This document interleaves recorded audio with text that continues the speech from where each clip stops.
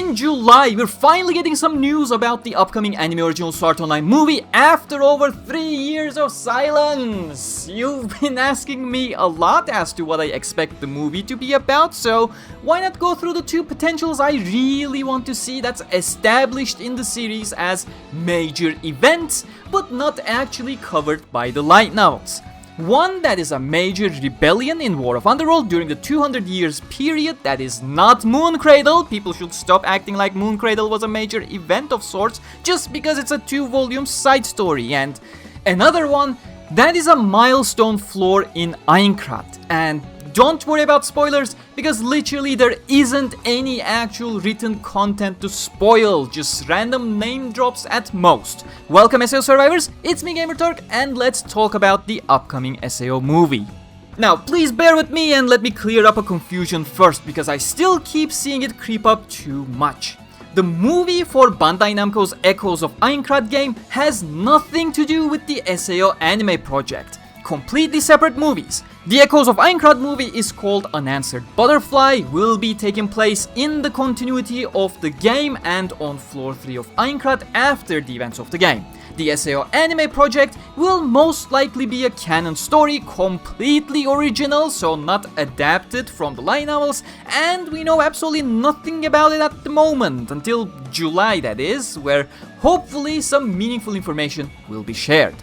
With that out of the way, my personal expectations for the SAO movie, well, technically less expectations and more personal wishes in this case, since I'm basically throwing stuff at a blank wall and it is just as likely that the movie won't be anything about any major event that was previously mentioned in the series at all, similar to how Ordinal Scale came to be.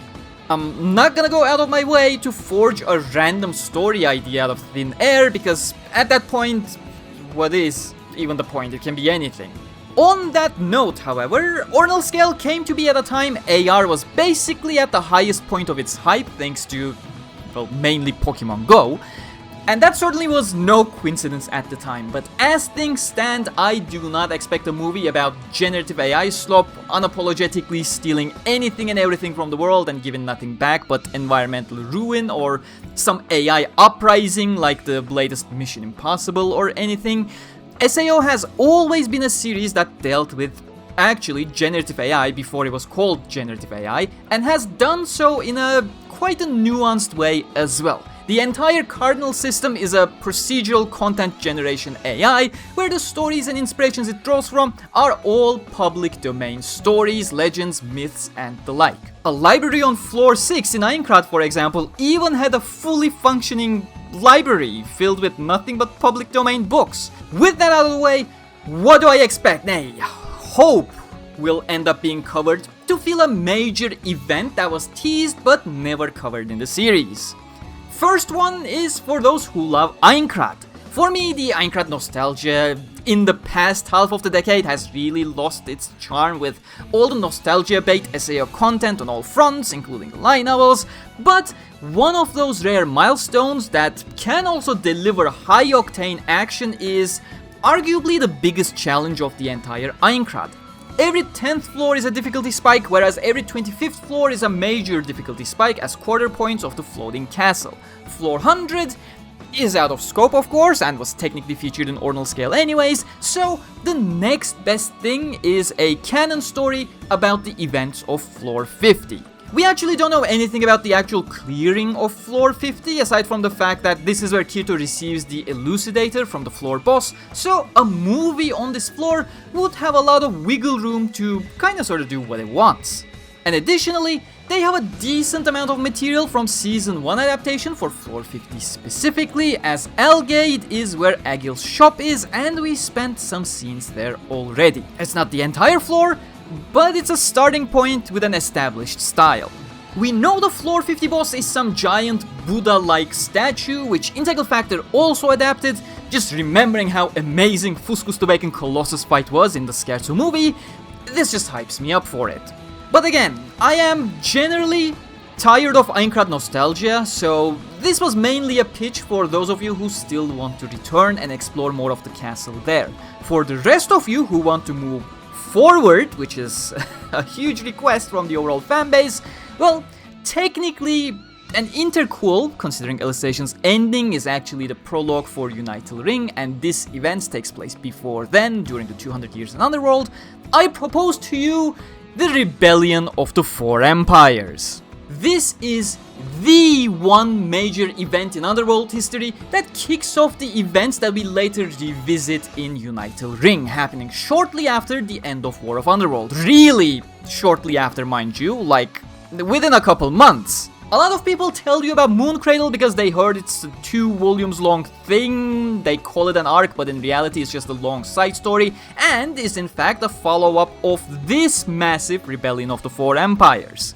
The plot of the rebellion is vaguely mentioned in bits and pieces in Mooncradle, and even less so in Unital Ring, but essentially, following the War of Underworld, the Axiom Church is completely abolished by the Integrate Knights, and a new entity is built under the name of the Human Unification Council in its place. It's ruled by mainly Fanatio as the highest ranking Integrity Knight, but as its name suggests, it's a council, so decisions are not made by a single person. Kirito and Asuna are also included as sub-delegates and do have a say.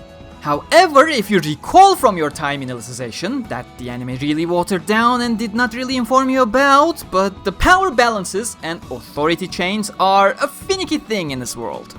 Quinella had established an iron rule by declaring herself as the proxy of the gods via the mythology she created with the Axiom Church, and had created this feudal system ranked below her with the four empires led by their individual emperors.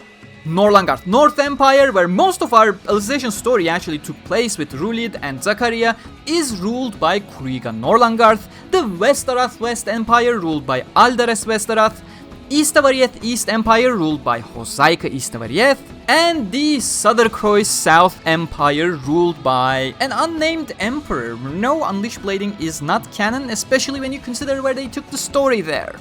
Now, while the hierarchy in the human empire exists, it's not like the emperors did not have any ambitions to obtain more power. That's how Quinella came to be in the beginning in the first place. However, they simply could not go against the authority above them. Once Quinella was gone, this should not have changed as the Unification Council took her place.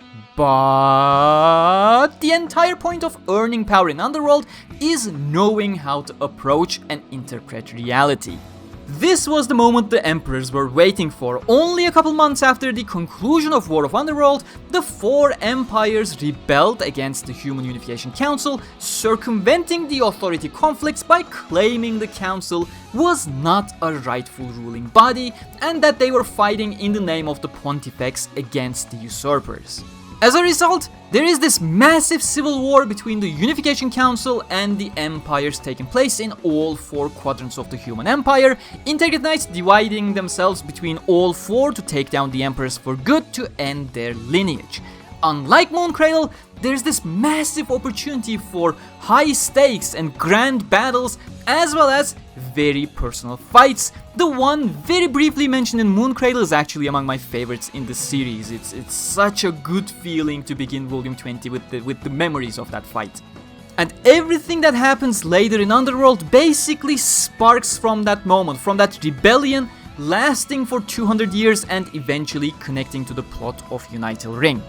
But yeah, those are my two reasonable wishes for the upcoming Art Online movie if they choose to go with an event that already exists in canon but has never been covered by the line novels, rather than crafting a random Crisis of the Week for the period between Alicization and Unital Ring, which is not a long time to have a Crisis of the Week. But feel free to let me know which one you'd prefer more, and I'll be more than glad to have a chat with you down below in the comments about the potentials. Don't forget to like and subscribe for the most in-depth Art Online coverage, and I'll see you all in the next one. Until then, stay cool.